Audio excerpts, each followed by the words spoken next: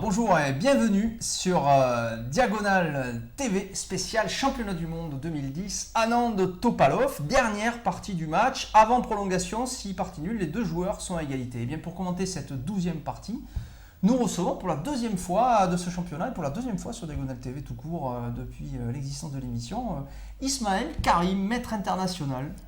Merci de m'avoir invité. Ça va Ismaël ? Ça va très bien, merci. Alors tu es déjà venu pour la 11e. Alors, on a un peu parlé de toi, tu vis à Malaga, tu organises des tournois au Maroc, toujours parce que tu es franco-marocain à Marrakech. Oui. Et tu joues en France pour le club de Grasse.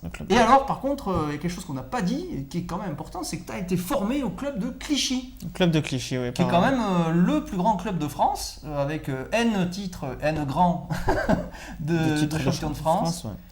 Et donc j'ai appris à jouer aux échecs en classe de CE2 et à l'époque c'était Jean-Claude Moin, donc l'actuel président de la Fédération française, qui donnait les cours d'échecs dans les écoles. Jean-Claude Moin, qui en a formé plus d'un, il en a formé c'est son truc. Donc ensuite j'ai été au club de Clichy, donc il y avait Olivier Ronet aussi. Olivier Ronet, très grand joueur, qui vient souvent sur Diagonale TV, qui est venu plein de fois, que je connais très bien évidemment, qui a été secondant de Karpov. Au match contre Kasparov en 90 à Lyon. C'est le seul Français qui était secondant dans le championnat du monde avec Lautier. Lautier et Laurent Fraissinet. Fraissinet, c'est vrai, pas avec Laurent Kramnik. À Bonn, donc le match contre Anand. C'est vrai, mais il a perdu Fraissinet. Ouais, il a perdu. Ouais. Marc, Olivier. Ils ont pas tous perdu. Il n'y a que Joël qui a gagné. Donc il y a 2-0 pour Joël. Mais Joël était positif contre Kasparov. Ouais. Voilà. Donc tu as été formé au club de Clichy et tu as participé aux équipes championnes de France ou tu étais en réserve ? J'étais tout le temps en réserve. J'ai participé à la Coupe de France une année où on avait gagné. D'accord. Et sinon ensuite j'ai quitté le club de Clichy pour ensuite jouer au Nao Chess Club à l'époque aussi, donc où j'ai été entraîneur. Oui. Et après le Nao Chess Club, j'ai rejoint Châlons en Champagne. Ah, avec notre ami Diego Salazar. Voilà, où j'ai joué en national. On était en national 1, nous sommes montés en top 16. Oui. Et ensuite j'ai quitté le club de Châlons pour Grasse. Club très actif à Châlons en Champagne. On salue d'ailleurs Diego si tu nous reçois. On te salue. Il est très dynamique, Diego Salazar, qui fait beaucoup de choses à Châlons. Organisé beaucoup d'événements très bien faits. Donc, écoute, on va voir maintenant cette 12e partie. Donc, alors, c'est la dernière partie avant les prolongations des championnats du monde. On peut supposer que les joueurs sont à fond, les nerfs en pelote aussi, parce que la pression doit être maximale. Si quelqu'un perd cette partie, c'est fini. C'est fini, oui. Donc, Topalov a les blancs, donc à mon avis, il doit être dans un dilemme. Soit il doit prendre des risques pour essayer de gagner cette partie et donc de prendre le titre de champion du monde, ou alors peut-être se dire je vais jouer solide, pas prendre trop de risques et peut-être la jouer en semi-rapide, quitte ou double. Donc ça c'est sa stratégie. Donc à Nantes, je pense qu'avec les Noirs par contre... Mais alors peut-être que Topalov a peur de jouer les prolongations parce qu'on sait qu'Anand est très très très fort en partie rapide. Très très fort en rapide effectivement. Ouais. Donc Anand a gagné maintes fois les championnats du monde rapide. Le Corsica Circuit aussi. Je pense qu'aussi il avait gagné le championnat du monde rapide, c'était au Cap d'Agde en 2003. Il avait battu Kramnik en finale. Bien sûr. Ouais. Donc il a vraiment de très, très bons résultats. Et puis Topalov garde de très mauvais souvenirs lors de son match contre Kramnik où il perd dans les semi-rapides. En plus, en 2006, donc forcément, voilà. Donc position délicate pour Topalov. Il a les blancs, il sait que évidemment les blancs, s'il prend trop de risques, il risque de perdre. S'il n'en prend pas, il est mené au rapide et il sait que c'est plutôt Anand qui sera favori. C'est chaud quand même pour Topalov à ce moment-là du match. Ouais, c'est très chaud psychologiquement et je pense aussi que Anand a fait de très bons choix avec ses secondants dans ce match. Ce qui est très important en général d'avoir une bonne équipe de secondants. Il a pris donc Peter Nilsson, le Danois, qui a une très grande expérience. Il a Kasim Janov, qui était aussi avec lui. Kasim Janov qui a été champion du monde de FIDE en 2004 à Tripoli. Et donc il a vraiment une équipe avec des joueurs d'expérience, alors que Topalov s'est entouré plutôt de jeunes avec Ivan Cheparinov, donc son secondant de toujours, et Jan Smets, donc le néerlandais, le grand maître, le jeune, et Erwin Lamy, qui est aussi un jeune hollandais. Donc il a pris une équipe de jeunes, je ne sais pas si... Bon, c'est bien les jeunes parce que ça peut dormir à 4h du matin et donc ça peut analyser beaucoup avec les ordinateurs, mais, mais au niveau expérience, au niveau psychologique, au niveau de changer de système au bon moment, d'avoir de l'expérience de match de championnat du monde, je ne sais pas si c'était le meilleur choix pour Topalov. C'est peut-être pas lui qui a choisi, c'est peut-être son manager, Silvio Danailov. Non, je pense pas, je pense qu'il a dû quand même, agir là-dessus. Donc match tendu, alors pour une fois on va essayer de voir cette partie avec les Noirs pour voir comment Anand va réagir à cette situation psychologiquement difficile pour les deux joueurs évidemment, la pression est maximale. Donc on le fait de temps en temps à Diagonate. On regarde la partie du côté noir puisqu'il faut aussi apprendre à jouer évidemment du côté noir, donc de temps en temps on inverse l'échiquier. Et on va voir cette 12e partie fondamentale, importante de ce championnat du monde 2010. Topalov donc, démarre la partie avec D4. Donc ça, c'est le coup du match. Pour l'instant, rien à dire. Et là, tout de suite, alors on va dire surprise, puisqu'il n'a pas vraiment joué. Il a joué quand même de Slav. Il a joué de Slav, mais D4, D5. De 4, D5. Mais il a joué de Slav, mais il avait joué la Grunfeld sur la dernière. Alors, donc là... Il faut rappeler quand même une position dans le match, c'est qu'il a joué une Grunfeld lors de la dernière, il s'en est bien sorti. Il avait joué une Grunfeld à la première qu'il avait perdue. Et après, il a joué des Slavs, il a joué 3 systèmes différents pour essayer d'éviter en quelque sorte peut-être les préparations de blanc. Il a fini par perdre la 3e. Donc il est coincé un peu quelque part sur la Slave où il a perdu. Et il est coincé sur la Grunfeld où il a perdu la première, a tenu la 2e, mais c'est délicat. C'était très tendu. Je pense qu'en fait, Topalov a gagné la bataille dans les ouvertures. Voilà, c'est ça. Exactement. Donc il gagne la première partie sur avec les blancs, nouveauté, en tout cas, avec les blancs. Ouais. Donc il a gagné cette Grunfeld. Ensuite, Anand est venu avec un petit système, une sous-variante dans la Grunfeld où il a fait nul, mais il a frisé la correctionnelle. Oui, il a fait deux fous, il avait deux fous contre lui, c'était chaud quand même. C'était très chaud. Ensuite, il a joué des Slaves. On a vu qu'après 2 parties, donc, Topalov est venu avec des améliorations, sans doute avec des finales où il avait un pion de plus, même si c'était égal, mais très désagréable à jouer. Donc une très grosse pression. Et donc là, il y a vraiment un très grand problème pour Anand dans les ouvertures, dans ce match-là, parce qu'en fait, même avec les Blancs, donc on a vu qu'il avait gagné aussi des parties avec la Catalane. Et finalement, donc, lors de la dernière Catalane, Topalov a sacrifié une pièce et a trouvé du dynamisme. Et donc, tout à fait, une très belle partie. Une très belle partie. Donc, sacrifier une qualité. Une qualité. Et donc, il a vraiment eu beaucoup de jeux. Donc on voit vraiment que Topalov, dans les ouvertures, n'a pas de problème. Il a plutôt du problème ensuite dans les milieux de partie, dans les prises de décision. Il ne sait pas vraiment s'il doit prendre des risques ou alors prendre l'égalité. C'est vraiment un match un peu bizarre. Topalov est un grand joueur de tournoi qui finit très fort et tout, mais c'est vrai qu'en match, il a l'air avoir un peu plus de difficultés. Bon, il est évidemment très très fort parce que contre Kramnik, il avait perdu juste au départage. Donc alors, on va quand même voir. Alors, Topalov suit par C4. Et alors ici, Anand aurait pu tenter C6, mais comme on l'a vu, il a fini par perdre sur ce système-là et c'est délicat de jouer le système qu'on a perdu. Et donc il varie pour la 3e fois. Il joue le 6. Voilà. Donc là, au niveau, c'est là qu'on voit qu'effectivement il a gagné le match des ouvertures. Topalov oblige Anand à jouer des systèmes différents, ce qui peut déstabiliser le joueur adverse.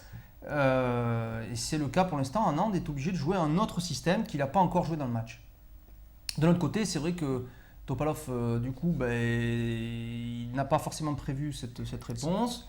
Il avait peut-être prévu des choses sur la Slave et sur le Grunfeld, et puis du coup, il est peut-être sorti un petit peu de sa préparation spécifique. C'est aussi l'avantage. On y va. Ensuite, avec cavalier F3, normal, et cavalier F6. Et après cavalier C3, fou E7, on est dans un gambit dame classique. Voilà, gambit dame classique. Donc ici, c'est un peu aussi peut-être une petite surprise pour Topalov. Je pense que peut-être avant le match, il avait préparé peut-être D prend C4 à la place de fou prend E7, qui avait été joué par Kramnik face à Anand dans son match, donc la viennoise. Qui est aussi joué maintenant ici D prend C4, voilà. Prendre au lieu de jouer le coup fou E7, qui est plus calme. Parce qu'évidemment, il y a un pion pris ici, mais si on le prend, ce pion, on peut le prendre. Donc mais les blancs peuvent jouer E4, fou B4. Et on a le fou qui va reprendre ici. Alors si on joue fou B4, l'idée c'est que le cavalier F6 attaque maintenant E4 puisque le cavalier C3 est bloqué.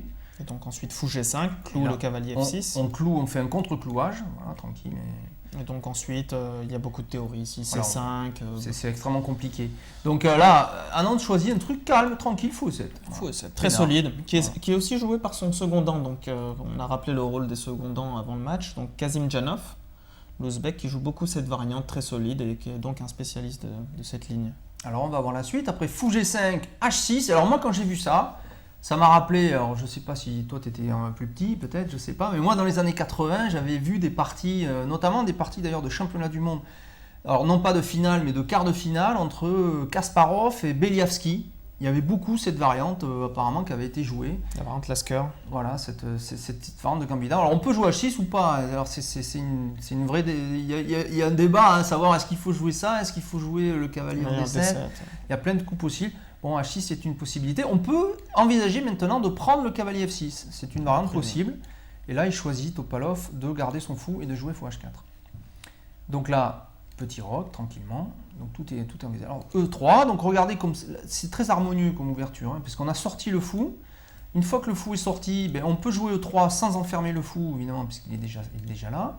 Donc le fou est déjà actif. Et maintenant, regardez, le fou F1 protège C4. Donc on voit que tour C1 va être un coup naturel pour contrôler la colonne C. Donc c'est très très naturel côté blanc. Côté noir, on est un peu resserré. Mais on n'a pas de faiblesse claire visible tout de suite. Donc les noirs ont un petit problème avec le fou C8, mais bon, en général, ils vont essayer de le sortir, je pense, par B6, fou B7. Voilà, alors ici, ce fou, il a un problème. Alors en général, on joue B6, effectivement, fou B7, ou même on joue B6, et une fois qu'on a joué B6, les blancs prennent en D5, et une fois qu'on a repris du fou, on va le sortir de l'autre côté. Donc, alors on peut aussi l'envisager de sortir en A6, pourquoi pas.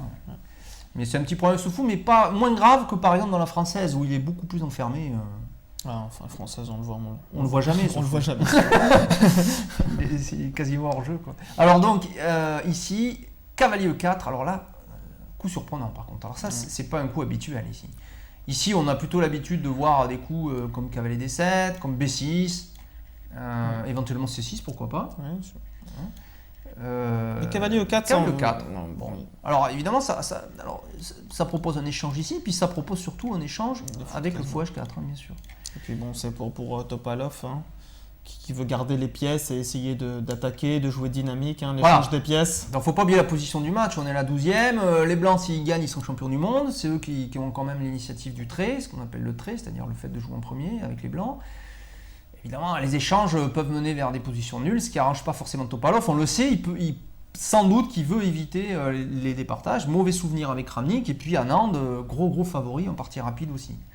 Bon, fou prend le 7, il est quand même un peu obligé de jouer normal. Dame prend le 7. Dame prend le 7. Et tour C1, voilà. Alors par contre, développement simple pour les blancs, propre, je vais presque dire harmonieux. Le fou de case noire a disparu, mais on le voit, les pions sont sur noir, donc ils compensent. Ils sont très bien placés, le fou est beau. En cas de prise en C4, on reprend avec le fou.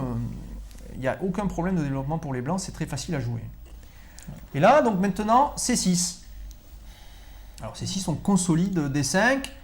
On évite aussi des variantes à base de cavalier D5. B5, et puis aussi donc la tour mettait une pression sur la colonne C avec le pion en C6, donc le pion C7 déroule, est défendu. Voilà, c'est-à-dire qu'effectivement, si on peut le noter ici, si les blancs s'amusaient ici à prendre en D5, on reprendrait du pion E avec une belle colonne ici qui bouche la colonne C ici, et puis on a un beau cavalier E4 central, une belle colonne semi-ouverte, et puis surtout le fou, ça y est, il est libre maintenant, il peut sortir.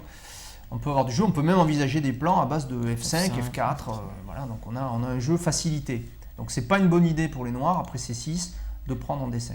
Donc fou E2. Fou E2. Prépare le petit roc. Voilà, fou E2, tranquille. Tout simple. Alors à noter que les noirs, regardez, attendent avant de prendre en C4, et en général, une fois que les blancs ont joué leur fou, c'est ce qu'on va voir d'ailleurs, Anand échange d'abord le cavalier, bon ça très bien, il se rapproche d'une position nulle. Ça l'arrange. Tour prend C3. Tour prend C3. Et maintenant, on prend un C4 avec l'idée, si le fou reprend, il peut, mais il a perdu un temps. C'est-à-dire qu'il a dû jouer d'abord fou 2, puis fou prend. Donc, on a compensé finalement le lâchage du centre, puisqu'on a lâché le centre, contre le fait que les blancs ont perdu un temps avec leur fou. Et donc, fou prend C4. On notait qu'on a déjà roqué, pas les blancs. Donc, il n'y a pas vraiment de retard de développement des noirs. D'ailleurs, il joue tout de suite cavalier D7. Voilà. Très important dans ce type de position. Donc, la rupture. Donc au centre, pour pouvoir activer le fou C8, donc soit avec E6, E5, soit avec C6, C5. Soit avec C5, on va essayer de casser, échanger au centre et puis libérer les cases blanches. Dans les deux cas, on libère la case 6 ou la case C6 pour activer plus tard ce fou. Donc finalement, un plan bien exécuté aussi pour les noirs pour ne pas se laisser enfermer.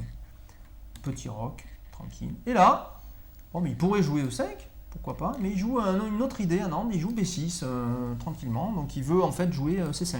Il va jouer C5, jouer fou B7 et mettre une tour en D8. Voilà, mettre une tour en D8, jouer C5 tranquillement. Position très solide, une position harmonieuse. Ouais, tranquille. Donc là, Topalov joue fou D3. Alors fou D3, alors évidemment fou D3, l'intérêt c'est que on attaque le pion C6. Voilà. Bon, alors donc du coup, qu'est-ce que tu fais? Si tu joues fou B7, on peut envisager fou B7, mais dans ce cas-là, fou E4 maintenant. Et voilà, c'est ça, c'est le problème. Fou E4 et voilà, pouf. Avec la dame qui va arriver en C2, la tour F en C1, il va y avoir une très très forte pression sur la colonne C1. On voit bien toutes les pièces massées, le fou, et on a un problème ici, attention, avec pression maximale qui peut éventuellement se faire augmenter par un cavalier E5. Toutes les pièces. Ouais, toutes les pièces. Donc ça peut faire beaucoup. Donc fou D3, voilà, le plan de Topalov est clair aussi. Tu as joué B6, tu as affaibli ton pion C6, donc j'en profite. Mais évidemment, C5 est tout à fait possible. Donc C5, alors l'intérêt là tout de suite, c'est qu'on a protégé C5, c'est protégé par le cavalier. Donc en cas de prise, bien sûr, on peut prendre du cavalier avec un beau cavalier C5. Très très fort cavalier en C5, et ensuite on peut continuer le développement comme on a dit avec fou B7 et B7, tour D8 et exercer une pression sur la colonne D. On voit très bien que la dame D1 avec le fou en D3, il pourrait peut-être y avoir un petit clouage. Bien sûr, petit clouage, développement des pièces harmonieux, un fou en B7 ici qui sera magnifique puisque là on a une très belle diagonale. Bon, mais pour l'instant, évidemment, les blancs ne sont pas idiots, ils ne vont pas prendre en C5, ils jouent le très joli et efficace fou E4. D'où l'idée aussi de fou D3, fou E4 et problème avec la tour A8. Bon, il y a une case tout simplement, on joue tour D8, il n'y a pas de problème. Dame C2, alors là maintenant Dame C2, alors le problème maintenant pour les noirs c'est que s'ils prennent en C5, évidemment tant que le pion est en D4, on ne peut pas bouger ce cavalier. Donc c'est quand même embêtant parce qu'on a joué C5 dans l'espoir que les blancs prennent, ça nous arrangerait. Mais ils prennent pas, ils sont pas idiots. Donc. Et si on prend, on permet aux pièces adverses de pénétrer. De rentrer, peut-être même au cavalier de venir en D4 et de rentrer en C6 ensuite. Et aussi, bien sûr, on peut reprendre en D4 avec le cavalier et on a une très belle case en C6 avec fourchette. Très embêtant. La dame E7 et la tour en B8. Donc, jeu magnifiquement clair ici. Donc, il y a la pression qui est sur ces deux cases, finalement, n'est pas jouable des deux côtés. Si les blancs prennent, ça arrange les noirs. Si les noirs prennent, ça arrange les blancs. On a un beau cavalier, on a une belle colonne. Mais ici, disons qu'en fait, les noirs ont un petit problème, c'est qu'ils ne peuvent pas jouer statique. Ils ne peuvent pas améliorer leurs pièces tout doucement. Par exemple, ils ne peuvent pas jouer fou B7 ni fou A6. Alors que les blancs, on voit très bien qu'ils peuvent améliorer la position. Jouer un tour FC1. On pourrait imaginer quand même fou B7. C'est pas inenvisageable. Oui, fou prend B7. Dans ce cas-là, on prend. Tour prend et ensuite peut-être tour C1. Tour C1, on augmente la pression. Voilà, et on ne peut toujours pas prendre en D4. On peut toujours pas prendre. Il y a le cavalier qui vient en D4 et on a pris la colonne C. Gros avantage avec un cavalier magnifique qui peut venir aussi en C6. Voilà, et à tout moment, donc on peut prendre en C5 et après cavalier prend C5, jouer B2, B4 et prendre la colonne C avec un avantage. On peut aussi prendre et sur cavalier prendre, maintenant on aura B4 et on a la colonne C. Donc il faut que les noirs trouvent quelque chose. Jouer passif, comme ça marche pas. Donc actif, et Anand trouve quelque chose, il joue cavalier F6. Voilà. Attaque le fou E4. Alors le problème, c'est ce que joue Topalov évidemment, qui met le doigt sur le problème, c'est prise en C5 et après cavalier prend fou qui quand même prend un fou, c'est quand même intéressant bien sûr contre un cavalier. Oui. Après dame prend E4, on est obligé de reprendre en C5 du pion. Et là, on se dit problème pour les noirs puisque pion C5 isolé, il n'y a pas, regardez, il n'y a pas de pion à côté pour venir protéger il est tout seul, donc il est isolé. Il est en plus sur une colonne semi-ouverte, donc on imagine bien la deuxième tour qui va venir aider. Et ce pion, on voit bien qu'il est a priori condamné. Mais le dynamisme. Très important. Donc maintenant, en fait, donc avec ce coup, donc B prend C5, on a ouvert la colonne semi-ouverte. D'abord, on menace la colonne B, on menace tour prend B2. On menace tour prend B2 aussi. Il y a la diagonale pour le fou B7. Donc maintenant, on va pouvoir jouer fou C8, B7 avec tempo, attaquant la dame en E4. Attaque la dame derrière le cavalier, parce que si la dame va n'importe où, on pourrait casser le roc. Regardez, fou prend F3. On prend et ça casse le roc. Et donc déjà, on peut faire un échec en G5 qui peut être embêtant. Donc attention, en échange de cette faiblesse, on a un peu de jeu. Alors, Topalov résout les deux problèmes avec un seul coup. Dame C2. Alors, Donc, il protège B2. Et en plus, maintenant, sur fou B7, il n'y a pas de gain sur la dame. On pourra éventuellement bouger le cavalier. Et puis alors aussi, ce qui est pas rien, anecdote, on attaque quand même C5. Et donc aussi très bon coup, aussi psychologique aussi de la part d'Anand, qui à chaque fois choisit des positions où le style de Topalov ne peut pas s'imposer. Ouais, donc tape dans le vide en fait. Voilà, donc maintenant dans cette position où Topalov préfère jouer dynamique, là c'est lui qui doit subir le dynamisme des pièces noires, donc fou B7, qui doit jouer sur la structure. C'est plutôt Anand qui aimerait bien jouer cette position avec les blancs. Bien sûr, oui, donc il lui pose des problèmes. Alors ici, fou B, oui, ben oui. Donc fou B7, alors fou très actif. Alors à noter que ici des coups, alors on peut envisager plusieurs coups ici dans cette position. Donc fou très actif. Imaginez qu'on veuille éviter fou prend cavalier, pion prend avec un roi dénudé et qu'on joue cavalier E5. Pour imaginer ce coup. Alors il y a une réfutation, c'est ça. Ah oui, là il y a un petit coup tactique. Il y a un coup tactique alors. Donc ici le cavalier E5, on voit très bien qu'il est sans défense. Donc ça c'est déjà c'est très important. Donc il est tout seul, donc il faut chercher à faire peut-être une double attaque. Comment est-ce qu'on pourrait faire une double attaque donc, alors moi j'imagine que par exemple je mets la dame en G5 et je menace mat. Et le cavalier est en prise aussi. Donc ça m'a l'air d'être un très bon coup. Oui, mais le problème c'est qu'il y a F2, F4. Ah oui, d'accord. Ah oui, F4, parce que F4 attaque la dame, protège le cavalier et il y a effectivement la dame qui protège G2, donc ça marche pas. Donc ça c'est pas. Donc c'est un très bon coup, cavalier E5. Donc dame G5, finalement, ça peut donner quelque chose. Donc on fait fou prend G2 d'abord. Ah voilà, on fait fou prend G2 et pas dame prend G5. Ah oui, fou prend, oui d'accord. Donc fou prend G2, puisque là on attaque la tour F1. Oui. Et si les noirs prennent, c'est le seul coup valable. Maintenant, échec au roi. Et maintenant, échec. Et là, on n'a pas le choix. Il faut parer l'échec, par exemple, par roi H1. Et dame prend E5. Et on a pris un pion très important. Ouais. Même si les blancs peuvent se venger sur C5, on peut se venger encore une fois sur B2, avec un roi en plus affaibli. Des pions qui sont... On a 3 îlots de pions derrière qui vont être faibles. Avantage noir. Avantage noir, clair. Donc, fou B7, déjà, il y a des problèmes et on ne peut pas jouer cavalier E5. Alors... Est-ce qu'on pourrait envisager dans cette position un coup comme tour prend C5 quand même? Parce que tour prend C5 a l'air correct. Tour prend C5, bon, c'est pas grave, je casse un peu le roi, mais j'ai quand même pris un pion, je peux pénétrer après en C7. Et on contrôle aussi la case G5, donc il n'y aura pas de dame G5 échec après. Exactement. Et donc il y a un thème tactique, je pense, ici, encore une fois. Il y a encore un thème tactique. Ouais. Donc, en fait, ça dans cette partie. Alors... En fait, il n'y a qu'un défenseur de la tour en C5. Et oui, parce que la tour en C5 est attaquée par la dame, mais il y a quand même la dame qui protège. Voilà. Ouais. Donc ce qu'on peut faire, c'est peut-être jouer fou prend F3. Fou prend.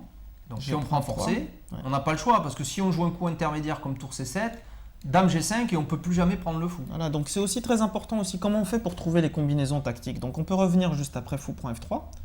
Donc en général, il y a la règle, donc on doit d'abord calculer les échecs. Donc ici, ouais, bien sûr. Ensuite les prises et les coups forcés, donc les échanges. Et donc dans cette position, il n'y a pas d'échec pour les noirs.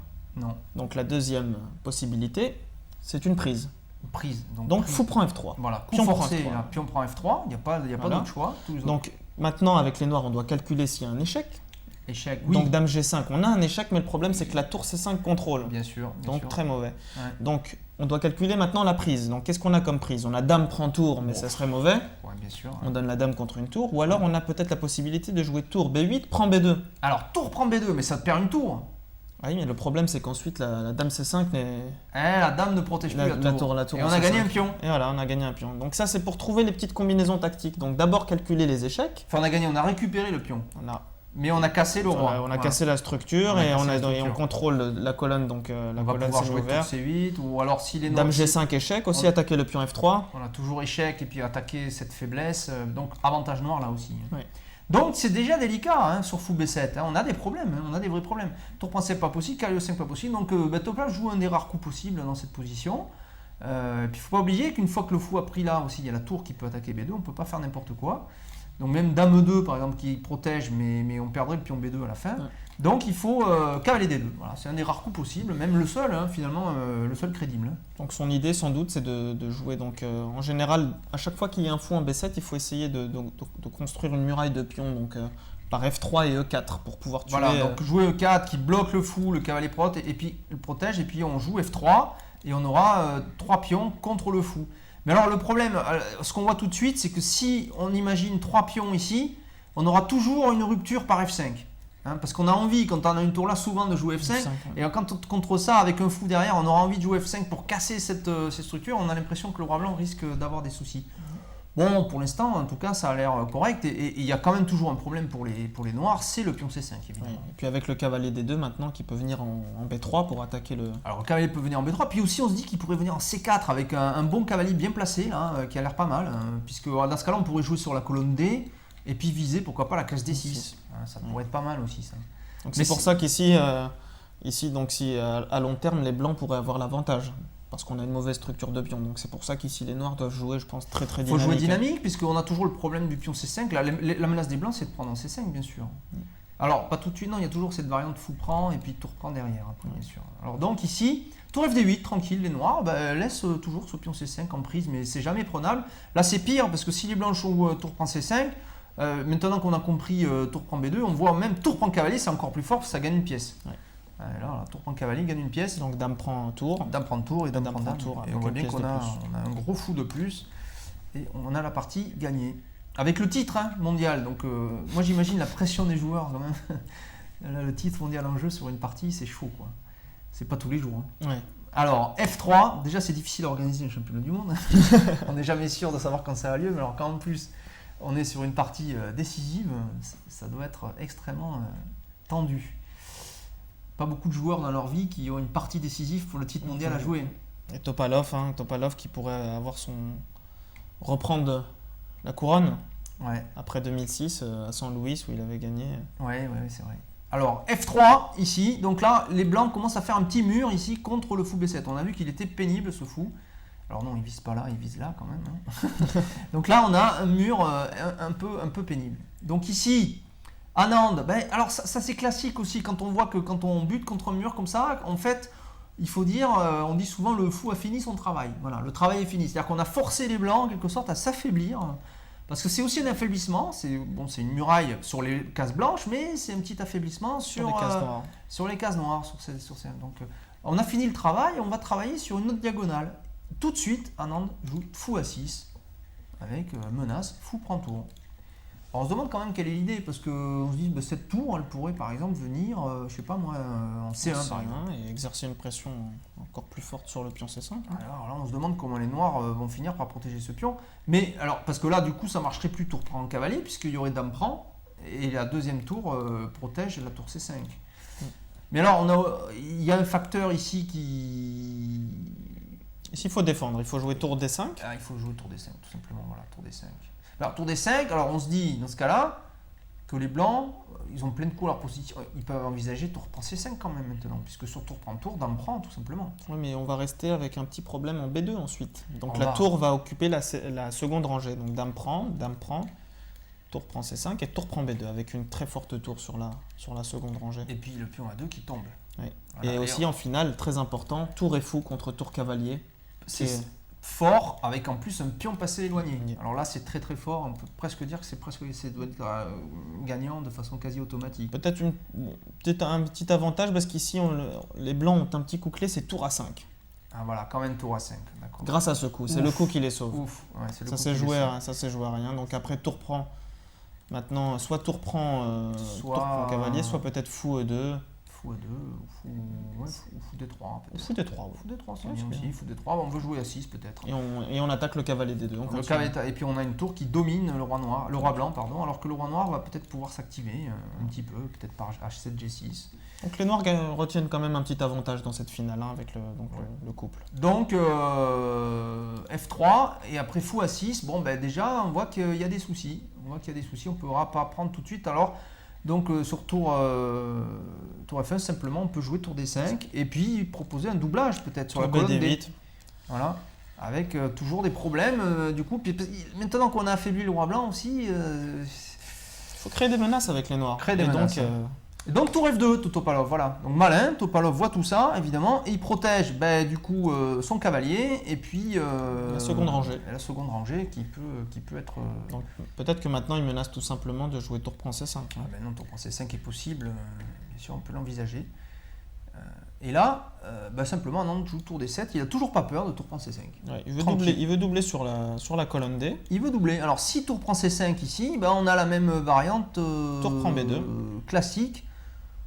tour prend B2, et alors il n'y a pas d'échec intermédiaire, puisqu'il y a le fou évidemment qui contrôle, il n'y a pas de problème. Et sur dame prend, toujours la fameuse dame prend tour. Et on a... attaque le pion E3. Le pion E3 est faible, on a toujours le fou contre le cavalier, ce qui est un avantage. Symétrie, mais fou contre cavalier, avec des pions éloignés, parce que, comme on l'explique des fois, si les pions sont du même côté, c'est pas très grave. Ouais. Si les pions sont du même côté, le fou et le cavalier sont comparables. Mais si il y a des pions éloignés, là en l'occurrence il y a des pions éloignés, il y a 2 îlots de pions, et dans ce cas-là, le fou, il joue plus facilement sur les 2 ailes, alors que le cavalier, il doit jouer 1, 2, 3 coups pour passer d'une aile à l'autre.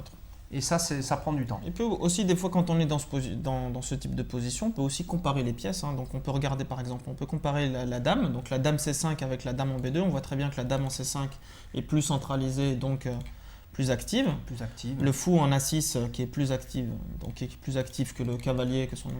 Oui, il contrôle une belle diagonale, pénible, parce qu'en plus, on voit bien que la tour ne peut pas bouger. Donc on peut comparer les tours maintenant aussi. Ouais. Donc la tour en D7 qui est sur une très grande, très belle colonne ouverte, alors que la tour en F2 ne peut aller sur aucune case. Elle ne peut pas aller ni en E2 à cause du fou en A6, ni en F1. Bien sûr. Donc c'est vraiment un avantage clair pour les noirs. Un avantage dynamique, d'espace, de contrôle, bien sûr. Donc, sur tour D7, toujours pas, la prise en C5 qui n'est pas vraiment envisageable. Donc Topalov joue, alors là, un coup qui quand même paraît faible. Hein. G3. Oh là là, c'est pas beau ce coup. Ouais. Alors, ça fait peine de voir un coup comme ça, parce que on se dit, on affaiblit encore les cases blanches. Alors, on avait joué F3 pour jouer contre le fou. Et maintenant que le fou est parti, on se permet de jouer un deuxième pion sur case noire. On n'a plus qu'un pion qui contrôle les cases blanches.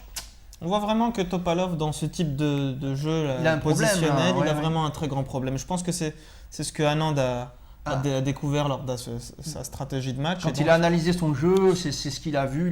D'ailleurs, on l'a vu dans la partie, ce H6 qui lui fait perdre une partie. Il joue des petits coups de pion comme ça, un peu. Il ne sait pas trop quoi faire. Dans la deuxième partie, on a vu aussi le coup Dame A3. Oui, Dame A3. Si vous vous rappelez de cette Dame partie, donc il a joué Dame A3, il a changé les dames. La deuxième du match. La deuxième du match. Et donc c'était un coup aussi stratégique, positionnel, où il échange les dames et il empêche Topalov de jouer l'attaque. Et psychologique, et puis il oblige Topalov à jouer quelque chose d'extrêmement positionnel, avec des pions bizarrement placés, et on a vu qu'il n'a pas su s'en débrouiller aussi. Il a trouvé la faiblesse en fait. Il a trouvé la faiblesse. Ouais. Alors, la partie est toujours là, évidemment, pour l'instant rien n'est décisif.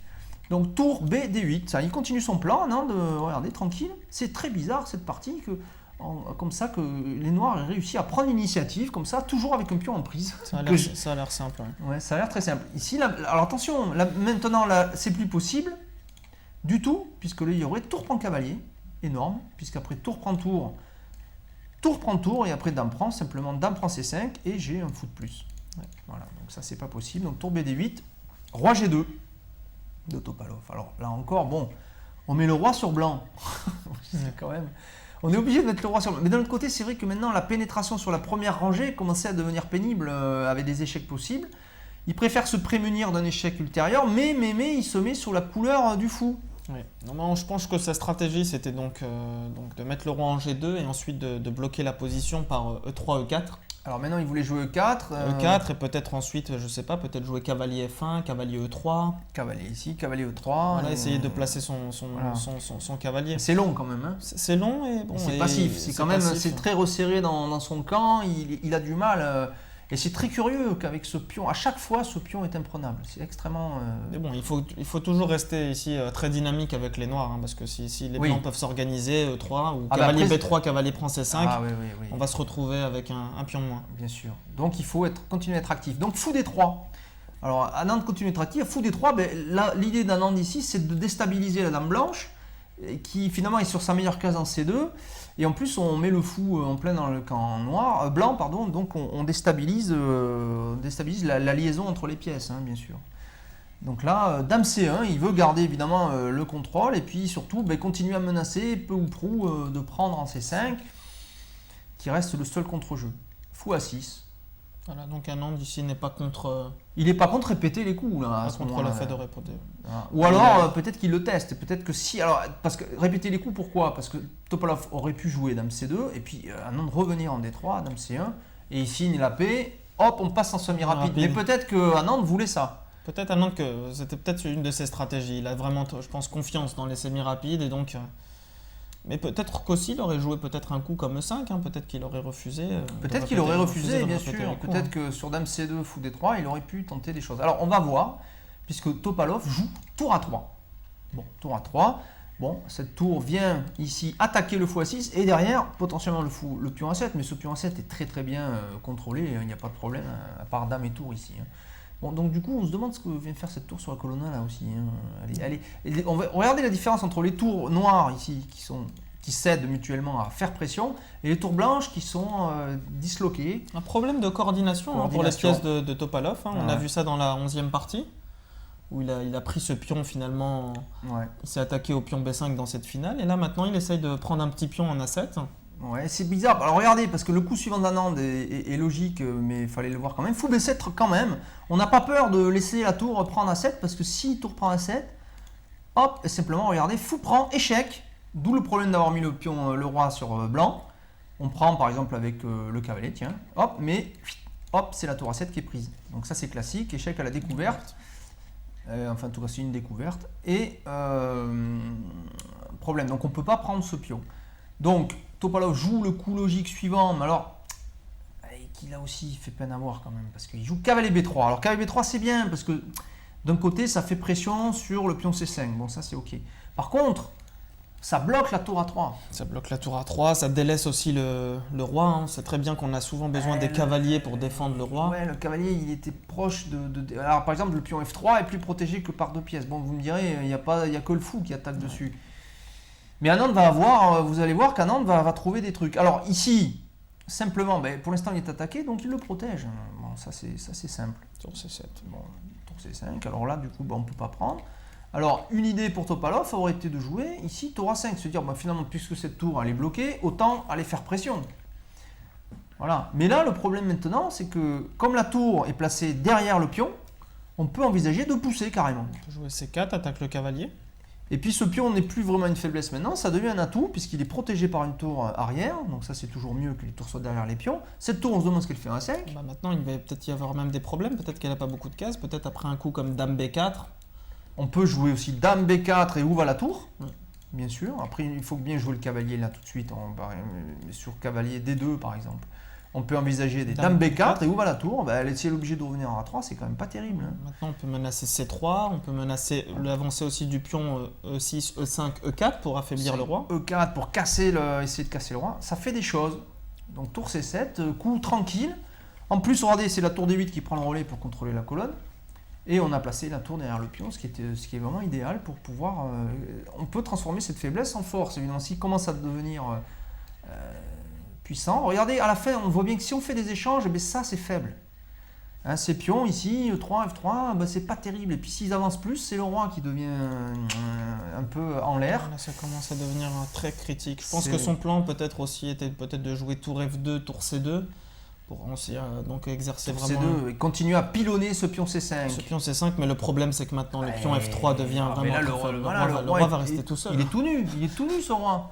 C'est extrêmement délicat. Alors, cavalier A5 de Topalov, il tente autre chose. Ici, il veut essayer d'échanger ce fou. Bon, Anand, il n'est pas fou, il le garde. Fou A8. Anand n'est pas fou, il garde son fou. Non, mais c'est vrai, parce que alors là, du coup, ce fou, évidemment, il est magnifique. En plus, poster en 8, souvent, on a tendance à l'oublier. C'est là qu'il contrôle le plus de cases, en plus, puisqu'il contrôle maintenant la case B7, alors que tout à l'heure, il était dessus. Donc, regardez, c'est la plus grande diagonale de l'échiquier, avec l'autre, avec celle-là, bien sûr. Et elle est contrôlée par le fou des noirs. Et on voit que le cavalier A5, on dit souvent cavalier au bord. Cavalier...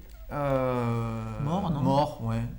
Ouais, il est mort pratiquement en A5. Là, on voit vraiment. Il contrôle moins de cases. Déjà, il contrôle que 4 cases. Donc, alors que si on est au centre, il en contrôle 8. Donc, déjà, il n'est pas actif. Et effectivement, on dit souvent que le cavalier au bord, alors, on dit ça, mais il y a plein de contre-exemples. Il y a plein de contre-exemples. Mais là, en l'occurrence, on voit bien qu'il tape dans le vide.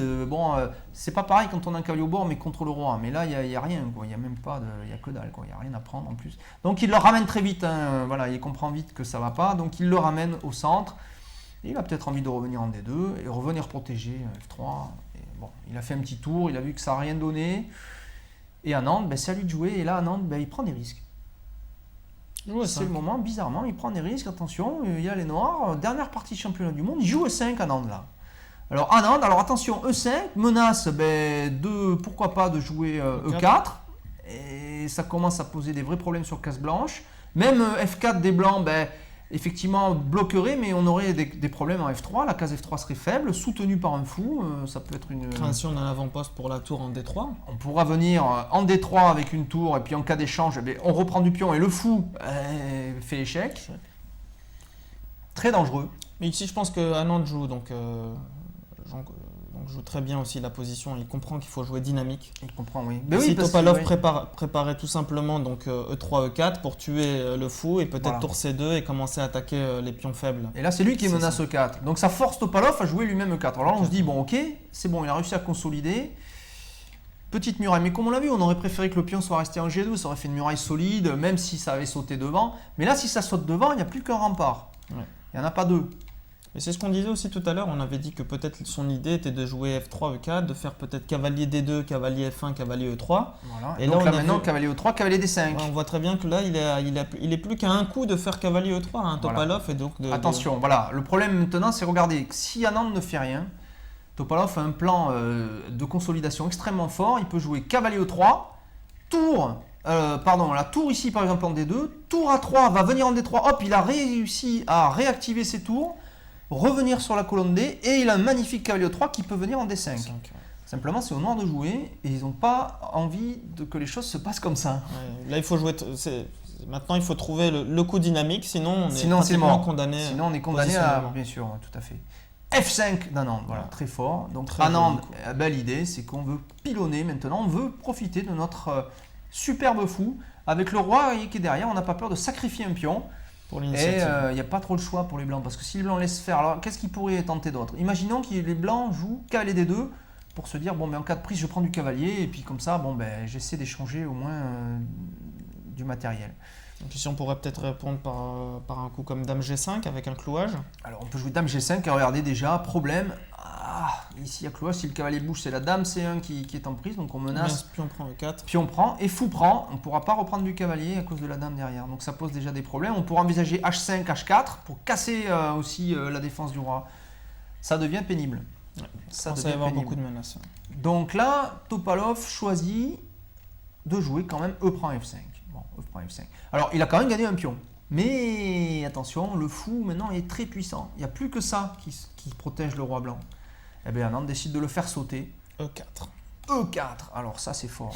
Alors, très très joli. C'est fort. Alors, imaginons que les blancs protègent maintenant par cavalier D2. Alors, il y a quand même la tour A3 qui jette un œil aussi dessus.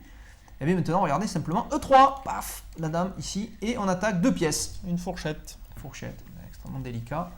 Donc ça gagne une pièce. Donc c'est pas bon. Donc on ne peut pas faire ça. Donc on n'a pas le choix. Après E4, il faut prendre un E4.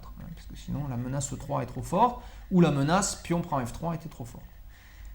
Et là, regardez, Anand simplement prend de la dame, ce qui empêche mécaniquement de mettre une tour. Parce que si on mettait par exemple tour A3 ici, bah, très simplement, il suffit de prendre en F5, puisque le fou cloue la tour, et on peut gagner minimum la qualité, sans doute beaucoup plus.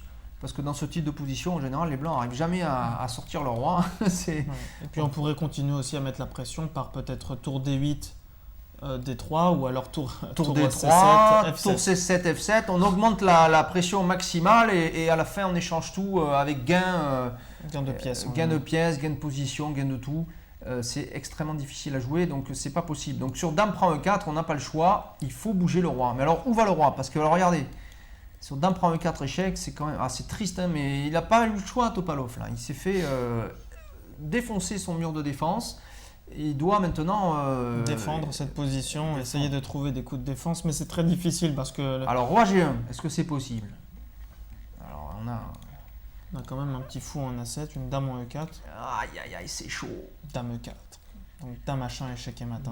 Regardez, on est protégé par le fou. Et regardez, on essaie enfermé tout seul. Hein, puisque là, c'est la tour, la seule case de sortie qui bloque. Donc on est mat. Échec et mat. Donc ça, c'est pas possible. Deuxième coup possible. Roi F1. Bon, on se dit, mais non, pareil, regardez, c'est terrible. Hein, ça va vite. Échec. Et puis même sans regarder, en fait, sur roi E2, il y a même... simplement, dame prend dame, hein, tout simplement, gagne la dame, hein, donc c'est même pas la peine. Donc il n'y a qu'un seul coup jouable. Topalov doit commencer à avoir chaud aux fesses, puisque roi H3. Et là, bon, on se dit, le roi, sur case blanche en plus, toujours. Donc La dame et le fou sont déjà sur des cases blanches. La tour en A3 ne joue pas. Bon, elle contrôle quand même des cases importantes, mais on la voit qui est vraiment très loin du jeu. Elle est quand même loin du jeu. Le cavalier en C4 aussi, qui est loin. Il est loin, il faudrait qu'il arrive à revenir, mais alors, bon, ça prend du temps. Et les menaces vont s'accumuler très vite. Regardez, un commandant joue superbement cette position. Tour D4. Alors, c'est magnifique. Menace. Regardez, la tour vient là, attaque. On se dit que c'est déjà fini. C'est fou comme il transforme une position qui comme le ça, dynamisme. avec rien, quoi. Mais juste un fou contre un cavalier. Et alors qu'on a l'impression que c'est lui qui a un pion faible. Voilà, donc ce qu'il a fait, c'est qu'il a créé du dynamisme et des menaces à chaque coup. Ouais, il a mis sous pression Topalov. Il ne lui a pas laissé le temps de jouer positionnellement et de. Alors attaque le cavalier, et puis on se dit c'est mort déjà, puisque regardez, ça menace mat en G4. Puisque si imaginez qu'on joue tour C3 pour protéger le cavalier. Hein. Regardez G4. Simplement, dame G4. Et roi G2 n'est pas possible à cause du fou B7. Et toujours le fou. Qu'on avait oublié. Hein. Il a tendance, c'est ce genre de fou qu'on a tendance à oublier, mais non, il contrôle la case, donc c'est mat. La dame est protégée par la tour. Donc il y a un seul coup sur cette position déjà. C'est là qu'on voit que les blancs sont mal quand on a peu de coups. Cavalier E3, alors ouf pour Topalov, parce que le cavalier in extremis contrôle la case G4. Et en même temps, ça enlève de la prise. Bon, on se dit quand même chaud. Et là, Anand continue magnifiquement, regardez, super. Alors, ça, fallait le voir ce coup-là aussi, parce qu'il est très beau. Dame 8, alors ça, c'est un coup de retrait qui en fait attaque, puisque l'idée, c'est de jouer dame H5 mat. Pour mieux revenir. Oh là là là. Et en plus, alors c'est terrible parce qu'il y a la tour des 4 qui contrôle toute la rangée. On se dit, mais il ne doit pas y avoir de défense. On ne voit pas de coup comme ça. On se dit, mais comment paraît ce mat? Il y a un seul coup. G4. Voilà. Et on est obligé de jouer G4. Donc contrôle la case H5 et donc. Ouf, alors contrôlé par le cavalier. Et en plus, bon, je me donne un peu d'air pour le roi. On se dit, bon, à ce moment-là, on se dit, voilà, un peu d'air pour Topalov. Mais on se dit quand même le roi est totalement dans les courants d'air. Regardez-moi toutes ces cases vides. Là, une rangée qui est vide contre le roi. Un fou qui contrôle quand même des cases extrêmement proches du roi. Ici, la case G2 qui est contrôlée. La case F3 qui peut être cruciale aussi. Une tour. Il n'y a que la tour FC7. Il y a que la tour C7 qui joue pas, mais bon, qui protège quand même le pion A7 et qui empêche le contre-jeu des blancs sur la 7e. Voilà, contrôle le pion A7, contrôle le pion C5, empêche le contre-jeu du côté dame. Et Anand trouve un coup encore extrêmement dynamique, toujours dans l'esprit de tous les coups qu'il a joués jusqu'à présent. Encore une fois, regardez, H5, et c'est un nouveau pion qui vient détruire toujours les cases blanches. Regardez comme c'est systématique, le pilonnage des cases blanches qui augmente mécaniquement à chaque fois la puissance de ce fou. Regardez, vous noterez d'ailleurs que le fou est sur la même couleur que la dame. Donc regardez maintenant un pion, il n'y a plus que 3 pions sur les cases noires. Ici. C'est le jeu sur les cases blanches, hein. Il faut jouer sur la case du fou. Voilà. C'est terrible. Et là, alors, Topalov a du mal déjà ici. Alors, imaginons des coups... alors, on pourrait se dire, tour G2 n'est pas possible, toujours à cause du fou. Et donc là, Topalov, en fait, il a peur de quoi, Topalov maintenant? Il a peur de H prend G4. Cavalier prend forcé puisque la tour protège, on ne pourrait pas prendre du roi. Et dame H5 échec. Alors imaginons un coup par exemple comme tour C3 par exemple. Voilà. Tiens, on va essayer de contre-attaquer là-dessus, mais même si on est mal là. Donc H prend ici, échec. Cavalier prend. Et regardez, tout simplement dans ce cas-là on ferait dame échec.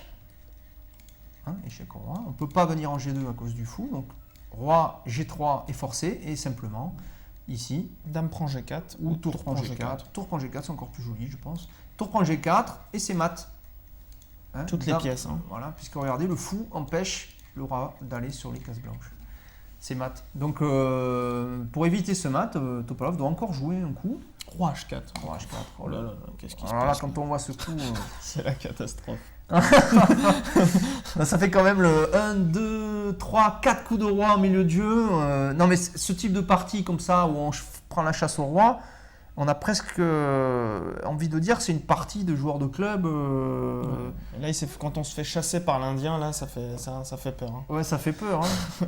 Ben, en finale, le championnat du monde, c'est rare quand même de voir un roi chassé comme ça. Hein. On dit souvent aussi que bon, Anand a un style aussi universel et un de ses meilleurs joueurs, c'est Tal, hein, Mikhail Tal, le magicien de Riga, bien sûr. Qui adorait attaquer. Donc, c'est un joueur de référence. Il est. Le magicien de Riga, exactement. Alors là, regardez, c'est magnifique le coup suivant, encore une fois. Oh là, qu'est-ce qu'il prend, le pauvre Topalov? Alors, G5, échec, incroyable. Le pion bouge de 2 cases et vient. Regardez comme la chasse au roi est ouverte. Qu'est-ce que ça fait peur. Et là, le problème, c'est en fait, regardez, c'est que si roi prend G5, La petite tour en C7. il a petite tour en C7 qui joue maintenant. Regardez, échec. Voilà, roi H4 forcé. Et maintenant, simplement, par exemple, H prend G4 et il y a trop de menaces. Il y a trop de menaces. Menace tour H7 échec. En menace G3, échec de la tour. Que faire là-dessus? En plus, on voit bien que sur G3 échec, le roi sera totalement pris sur cette colonne. Il suffira d'amener la dame En H5. en H5, ça sera mat si on arrive à la bouger, alors si on bouger ce roi. Que faire là-dessus? Il n'y a pas de coup en fait vraiment efficace contre G3. Si on met le roi en G3, simplement, regardez, on le ramène. Échec, et il peut toujours pas aller sur les cases blanches à cause du fou. Obligé de jouer roi H4 et maintenant G3 échec. Et maintenant G3 échec, toujours, regardez, c'est magnifique. Oh là là, c'est horrible. Toutes les pièces. Hein. Oh, c'est horrible. c'est vraiment horrible.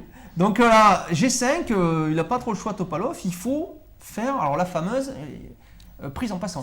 Ouais, donc il faut faire la prise en passant, et la prise en passant c'est F prend G6. Alors on vous rappelle la règle.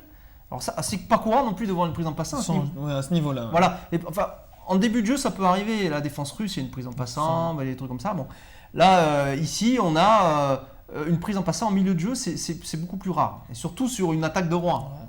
C'est presque une partie d'anthologie. C'est une partie d'anthologie. Alors regardez, donc le pion vient de bouger de 2 cases. Le coup d'après uniquement. C'est ça la règle. Je vous le rappelle pour ceux qui découvriraient cette règle aujourd'hui. Je sais qu'il y en a parmi vous. Regardez G5.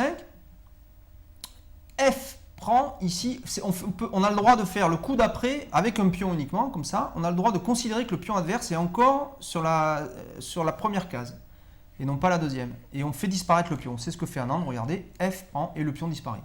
Bon, c'est le seul coup aux échecs où on peut prendre. Ça a été inventé au fur et à mesure du jeu. Ça a été développé, ouais. Parce qu'en fait, l'idée c'était qu'avant les pions ne pouvaient bouger qu'une case, et puis on se dit oui, mais maintenant qu'il peut bouger de 2, s'il bouge de 2, il empêche de le bloquer avec les autres pions. Donc on a permis cette règle. Pour permettre d'éviter que les pions puissent s'échapper comme ça. C'est un jeu qui a évolué en espérant que dans le football, il y ait peut-être la caméra bientôt. Voilà, c'est pareil, ça évolue dans le temps, mais sachant que le jeu d'échecs existe depuis 1500 ans et qu'au départ c'était même un jeu qui jouait à 4 avec des dés, donc voilà, c'est devenu petit à petit le jeu magnifique qu'on connaît aujourd'hui. Il y a Joël Lautier qui dit il a dit une phrase qui me paraît assez juste d'ailleurs à ce niveau-là. C'est pour ça c'est intéressant de parler de la prise en passant, qui est une règle qui est venue après, etc. Il disait que le jeu d'échecs est tellement parfait que parfois il y en a qui disent qu'il a dû être inventé par des dieux. Ouais. Voilà, tellement il est parfait. C'est vrai, tout ça. Voilà. Donc, alors, on y va. C'est un peu ça, parce que ça a été bâti par des générations successives d'hommes en fait. Donc c'est de génies qui ont, effectivement, ciselé les règles comme ça au fil du temps. Donc, dame prend G6 ici pour les noirs. Et donc là, c'est. Alors, regardez le roi, la tour en H4, la dame en C1 qui est complètement hors jeu, la tour en A3 qui fait rien du tout. Tour en A3 qui fait rien, le cavalier qui bloque en plus le retour de la tour.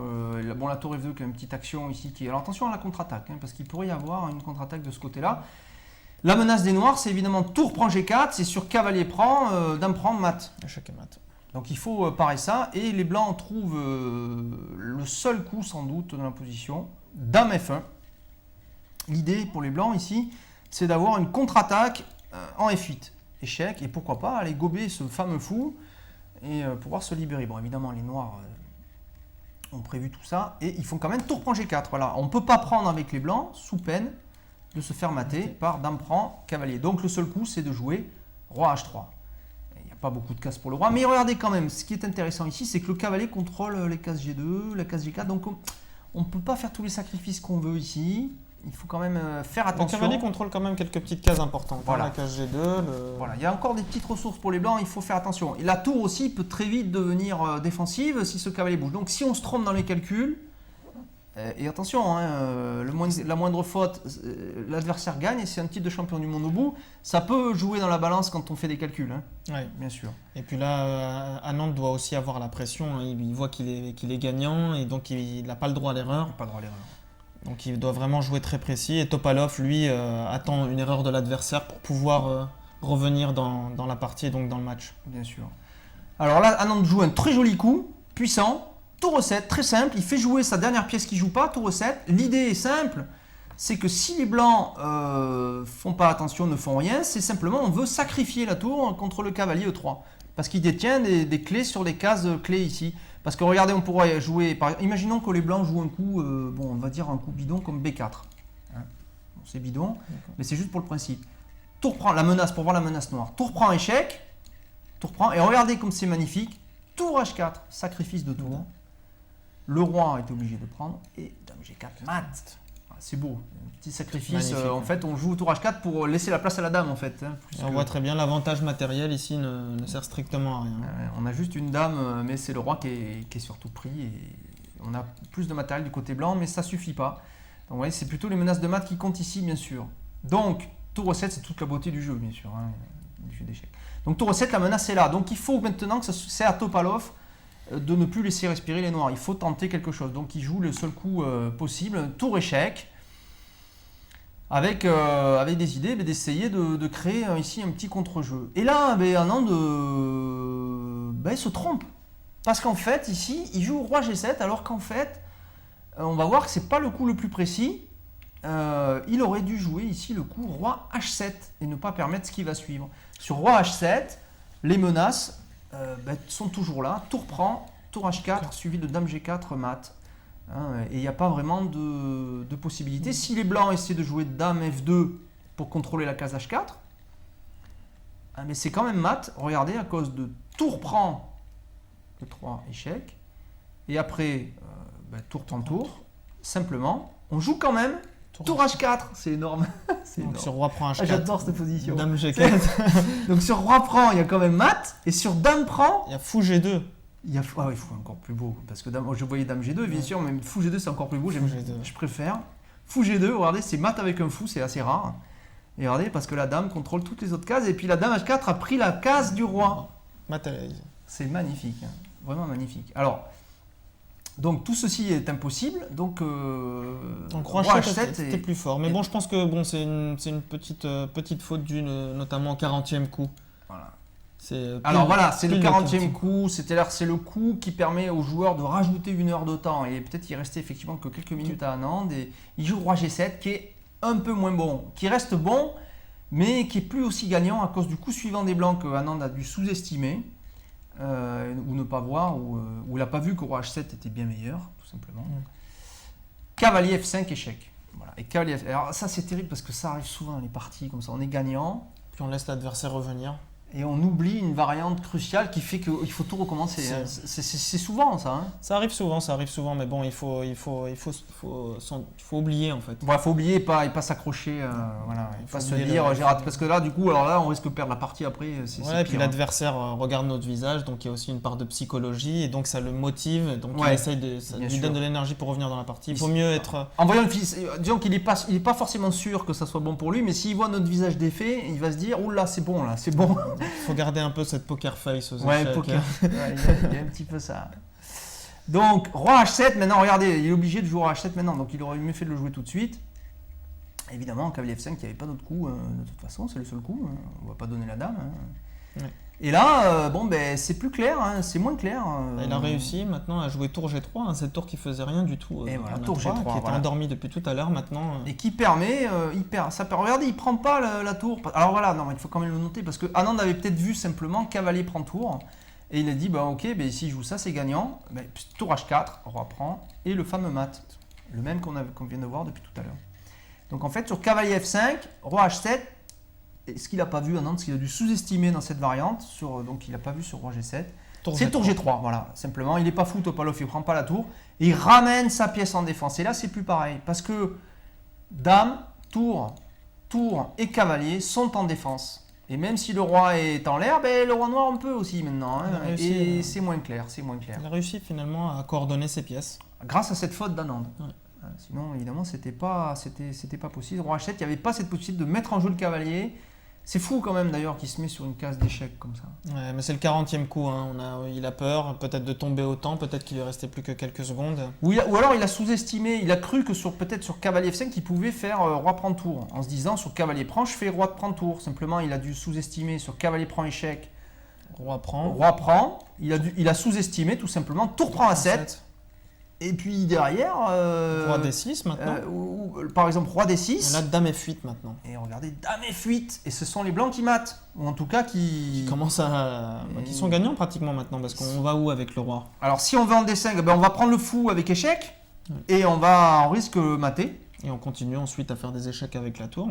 Et à menacer des mates, quasiment. Si on va en E5 pour éviter la prise ici, c'est le...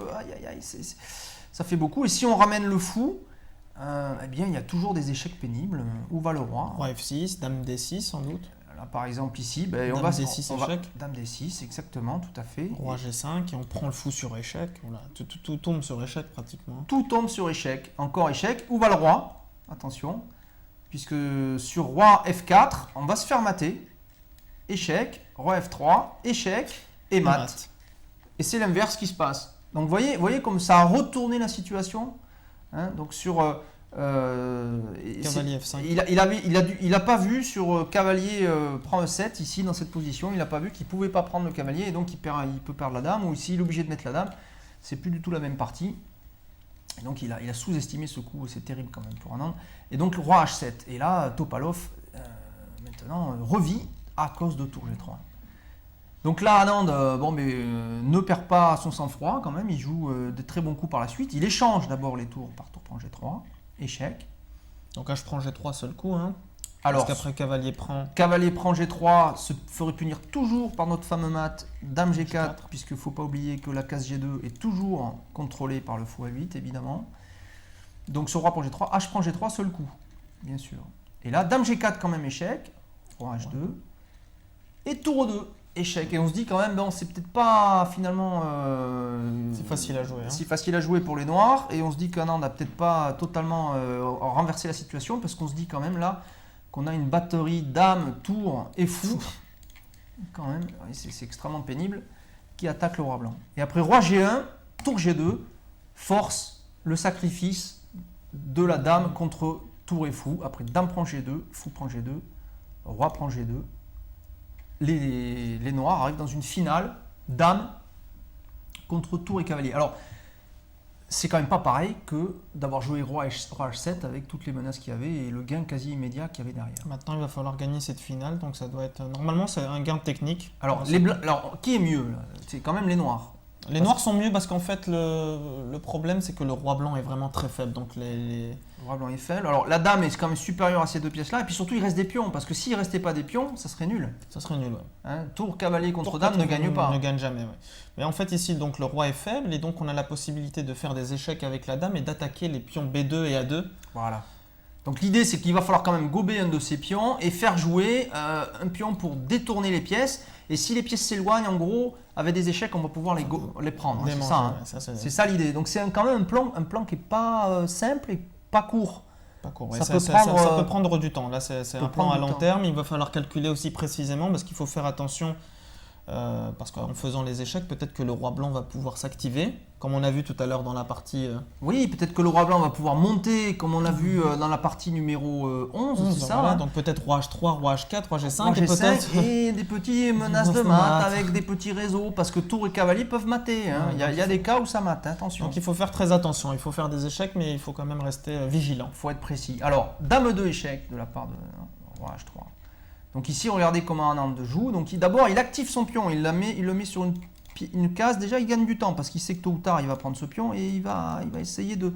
L'idée de ce pion, évidemment, il va menacer de faire dame, mais surtout, ça va être de détourner les pièces. Et une fois que les pièces sont détournées, avec des échecs bien choisis, de pouvoir ramasser les pièces par des fourchettes. On voit très bien, par exemple, maintenant, après un coup comme tour C8. Alors un coup, par exemple, comme tour C8, qui voudrait essayer de contrôler... si tu me prends le pion B2, je te prends le pion C5. Et il y aurait dame F1, échec au roi. Dame F1, échec. Roi H4. Roi H4. Roi H2. Et dame prend F5. Et déjà, on a gagné. Voilà. On gagne déjà une pièce. Et là, par contre, dame contre tour, même sans pion, c'est gagnant. Ouais. Mais il faut savoir ça quand même, parce que sinon, évidemment, à ce niveau-là, ils le savent, évidemment. Mais donc, on voit très bien que dès qu'une pièce s'éloigne, il peut tout de suite y avoir des échecs avec une perte de matériel. Donc, c'est ça l'idée. Donc, de créer... Alors c'est toujours le cas en finale, d'ailleurs on essaie de créer un pion passé éloigné et ça mobilise les pièces, alors sinon évidemment on le pousse à dame, mais ça mobilise une pièce pour la défense et on profite du fait de cet éloignement pour revenir du côté où il y a du matériel et gober du matériel ou menacer des mates. C'est la force de la dame, hein. Elle peut passer d'une aile à l'autre très rapidement. Alors, donc du coup, ici, A4. Alors là, Topalov joue A4. Bon, l'idée d'A4, c'est que mais au moins si je perds le pion B2, j'aurai pas le pion A2 en prise tout de suite. Maintenant, Bon, je pense qu'à ce moment-là de la partie, il sait qu'il est foutu, quand même, sait hein. qu'il est mal, donc il essaye vraiment de puis peut-être de créer des petites menaces, peut-être à Ouais. 4, à 5, à 6, essayer lui aussi de créer des pions passés. Mais bon, à Nantes, quand même, c'est très bien, lui, Ouais. qui va gagner. une Mais menace quand même surtout d'un en point. finale du championnat du monde, rater un gain technique comme ça, ça ferait mal quand même, hein, évidemment. Donc ici, A5, simplement, Nantes, simplement bloque, hein, tout simplement, puis il avance ses pions, hein, parce que s'il prend ce pion, il sera encore plus près de la promotion aussi. Voilà. Et puis si les blancs veulent aller chercher ce pion par tour à 8, Ouais, toujours Tour pareil, A5, donc c'est il y a tour A8, toujours- il y a toujours dame G4 4. ou dame F1, dame prend, voire même la tour A8, Qui va être perdue. regardez, un dame en H1 échec et pouf. Ouais. Donc voilà, on va le laisser à sa place. Donc ici A5, là, tour F6. Alors tour F6, top. Alors voilà, donc il faut quand même faire attention avec les noirs et les blancs ont quand même encore des petites menaces. On peut essayer d'amener le roi. Et regardez déjà, le roi noir, il n'a pas de case ici. Bon, ici maintenant il est bloqué. Il peut y avoir des petits thèmes d'échecs là qui peuvent être éventuellement embêtants. Il faut faire attention. Attention aussi à des fourchettes possibles, hein. Donc il faut attention où on met la dame, puisque si on se retrouve avec une fourchette cavalier-dame, ce serait quand même un peu pénible, évidemment. Donc il faut rester précis. Les joueurs peuvent être très fatigués aussi, hein, bien sûr, ça peut par jouer. exemple, on peut regarder un coup comme dame prend B2, Alors, qu'est-ce qui se passe sur dame prend B2, bien sûr? parce que ça prend quand même un Alors, pion. il y aurait quand même échec, roi G8, et puis tout simplement tour prend H5. Et là, il y a quand même il y a du Il y a matériel. des possibilités, ouais, ça lui donne un peu de contre-jeu ici. Il y a un peu de contre-jeu. Et puis alors attention, parce que si, imaginons que le cavalier s'échange contre le pion C4 d'une façon ou d'une autre, il arrive à s'échanger, enfin en tout cas à se sacrifier, et que la tour au passage arrive à prendre le pion A5, parfois c'est pas sain de gagner les finales roi-dame contre roi, tour et pion. Roi tour et pion. Des fois, il y a des forteresses. Des fois il y a des forteresses, on ne peut pas passer, et donc On peut peut-être montrer, je ne sais pas si on sait comment est-ce qu'on peut faire. Par exemple, on peut mettre C3, par exemple. alors imaginons C3, par exemple ok, cavalier D4, C2. D4, alors C2, cavalier prend, dame prend, Ouais. et par exemple ici tour prend A5. 5, voilà. Voilà. Et là, imaginons que les Dame noirs, B3, par exemple. Alors jouer une dame B3, voilà. Et là, maintenant, on peut jouer tour F5, Tour F5, dame prend A4 et tour F4. Et voilà, on a une forteresse. Et jamais les noirs pourront passer parce qu'on ne bougera plus la tour et on va plus faire que bouger le roi. Voilà. Voilà, on va bouger le roi et jamais le roi noir ne peut pénétrer à l'intérieur. Regardez, donc du coup, on ne peut pas menacer de mat. C'est un peu comme au Go, pour les joueurs de Go, on dira qu'on est vivant. C'est-à-dire qu'on pourra toujours bouger. Au Go, on dit ça, on dit qu'une. Tu sais jouer un peu au Go ou pas? Pas du tout, mais j'ai connu le champion du monde de Go qui s'est mis à jouer aux échecs. Ah oui, il est fort, hein? Oui, il est fort. Au bout d'une année, il a réussi à avoir 2300 points Elo. Donc, Au bout d'une année de jeu. Au bout d'une année de jeu, d'ailleurs. Oui, c'est fort. Ouais, oui, Il est costaud, les gars. Oui, tout à fait. Et oui, alors donc c'est pas tout à fait pareil, mais c'est un peu l'idée au Go. En fait, on perd les pions quand on peut plus bouger, quand on n'a plus d'espace. En fait, pas bouger parce qu'on bouge pas les pions, mais il faut qu'ils aient de l'air à côté, et sinon ils sont enfermés. On meurt par étouffement en fait au Go. C'est un peu ça. Et là, on peut jamais être étouffé. On peut toujours bouger. Voilà la forteresse. Donc voilà, bien vu. Magnifique, magnifique. Alors, donc roi G8 ici. Pour les noirs. Donc ici, alors, cavalier H6, il tente encore des choses. Topalov, cavalier H6, roi G7, attaque les deux. Et là, simplement, tour B6. Voilà. Alors attention à ne pas mettre la tour au mauvais endroit, puisque il peut y avoir des échecs. Là, regardez, il le met sur une case noire. Alors regardez ici la suite. Anand joue ici dame 4. Simplement. Alors il empêche la tour notamment de venir sur la case C6. Ça peut être un thème. Oui, il empêche le cavalier de venir en F5. Il empêche le cavalier de venir sur la case F5, faire un échec, évidemment, bien sûr, ce qui n'était pas possible avant, puisque la tour était en F6. Il fallait bouger la tour, bien sûr. Dame 4, on empêche. Et puis on menace mat. Échec et mat en un coup. Mat. Regardez, parce que le roi ne peut pas venir en G4 à cause du pion H5. Donc il y a quand même une vraie menace, il faut la parer. Donc roi H2. Ça explique le coup suivant. Vous voyez, comme c'est encore précis. Et là, simplement, coup d'attente. Roi H7. Zugzwang, en fait. C'est Ouais, ça zugzwang, l'idée. ouais. Voilà, c'est Zugzwang, ça veut dire qu'il n'y a pas de coup pour les blancs. Regardez un coup. Alors, on regarde tous les coups. Hein. Regardez, sur roi G1, dame échec. Gagne la tour. Voilà, donc déjà, il n'y a pas de coup droit. Si roi H3, c'est pareil, c'est mat. C'est mat. Et 6 c'est- tours à 6. Alors, si tour à 6, Dame C2 échec. dame C2 échec. Et dame prend B2. Et dame prend B2, Et même tranquillement. peut-être une petite idée marrante, au lieu de jouer dame C2, c'est peut-être de jouer C3. On peut aussi jouer. Ah oui, oui, ça c'est pénible. C3, parce que regardez, l'idée c'est que si les blancs prennent. Alors le C3 menace C2, voire même C prend B2, suivi de dame quasiment imprenable. Et si les blancs prennent, regardez, c'est magnifique. Échec. On prend la tour en A6. Regardez, voilà, c'est magnifique, magnifique. Bon, c'est extrêmement difficile à défendre, évidemment. Donc, il n'y a pas de coup, quoi. Il n'y a pas de coup. Il n'y a pas de coup. Dame 4, et Anand dit à Topalov, écoute, t'es ce qu'on appelle en zugzwang, je vais t'expliquer, parce que c'est moi le champion du monde. Zugzwang, ça veut dire que tu n'as pas de coup. Tous les coups sont mauvais, tous les coups perdent quelque chose. Alors, Topalov trouve quand même un coup, tour D6. Il n'a pas tellement compris. Il n'a pas tellement compris, apparemment. Alors, on peut essayer notre coup, c'est cavalier F7. Alors, l'intérêt de cavalier F7, c'est que ça menace la fameuse fourchette royale. Mais c'est au noir de jouer, évidemment. Et dans ce cas-là, simplement, regardez, dame échec, roi H3, dame F1, et c'est fini. Regardez, échec. Et c'est le cavalier qui saute. C'était la tour tout à l'heure, maintenant c'est le cavalier. Donc il joue ici, Topalov, tour D6, qui est un autre coup qui perd. Pour une raison un peu plus subtile, c'est simplement dame 5. Et dame 5 attaque la tour, qui ne peut pas venir en D2 protéger B2, puisque il y a le cavalier qui saute. Et sur cavalier F7, qui est le coup. Alors, il est joli le dernier coup quand même. Hein, parce qu'il fait dame prend B2 échec. Et après roi H3. Dame. Regardez, c'est pas mal parce que c'est dame G7. Et il n'y a pas de. C'est pareil, il n'y a pas de. Il n'y a plus de case pour le cavalier. Il n'y a plus de case pour le cavalier. Après cavalier D8 par exemple. Donc, on peut même imaginer cavalier H6. Mais simplement on prend. Hein. Dame prend, tour prend, roi prend et c'est fini. On va à dame. On fait dame. On fait une autre dame, hein, donc on peut sacrifier. Donc c'est terrible. Et dame G7, alors ça incite les blancs parce qu'on a envie de mettre la tour face à la dame et surtout face au roi. Parce que là on menace cavalier échec et prendre, mais simplement regardez dame G4 encore, échec au roi et c'est la tour qui saute. Donc il n'y a pas de coup. Aucune défense. On a vu cavalier D8 mais on l'a pas vu, on va le montrer quand même, cavalier D8. Dans ce cas-là simplement dame G4, échec, roi G2. H4. Et simplement, on peut jouer H4 ici, regardez, attaque le pion G3, le cavalier joue pas du tout, il n'y a rien contre le roi, il y a C3 qui peut jouer. Aucun échec. Ouais, il n'y a aucun échec, tout qui saute quoi. Même surtout, le tour échec n'est pas possible, il y a évidemment la dame. C'était vraiment cette partie, c'était vraiment une très belle partie d'attaque. Hein. C'est magnifique, superbe. Donc ici, après dame G7 dans cette position, Topalov rend les armes. Abandon. Donc Anand garde 1 milliard d'applaudissements. 1 milliard d'applaudissements. Oui, parce que donc Anand. Et 1 million d'euros pour monsieur Anand. Alors 1 million d'euros au passage, c'est 1 million d'euros. C'est 1 million d'euros, ouais. 1 million d'euros, c'est pas mal, mais c'est difficile quand même. Hein. Ouais, c'est difficile. Hein. Une longue carrière, jouer contre Topalov à Sofia. On en connaît qui gagnent 1 million de façon plus facile hein, quand on joue quand on va au tabac, hein, ouais. La française voilà, des jeux. Exactement. Donc là, c'est extrêmement difficile.